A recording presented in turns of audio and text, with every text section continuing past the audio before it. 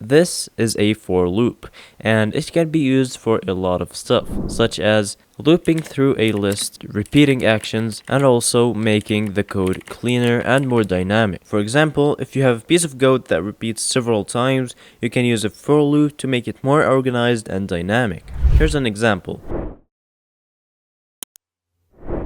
For is the keyword to initiate the loop. I, this is the index variable that will take on each value in the range. This function generates a sequence of numbers from 0 to 4. This is the code that runs each time the loop iterates, printing the current value of I. So when we go ahead and run the code, it will print I, which represents the current loop number. So let's say we have a list called fruit, and let's say it contains apples, oranges, and watermelon. Now, if we want to go ahead and print each value of this list, how can we do that?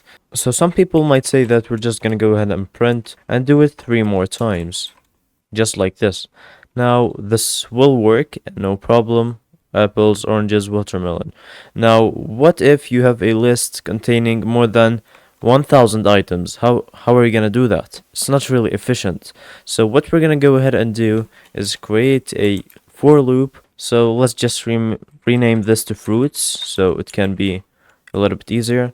So for fruit in fruits, we're gonna go ahead and do a specific function. So if we go ahead and print fruit, so what we're basically saying is do this for each component of this list. So for fruit in fruits, we want to print the fruit, just like this. As you guys can see, it outputs the same thing, but in a more efficient and easy way. And thank you so much for watching, and I'll see you in the next video. Goodbye.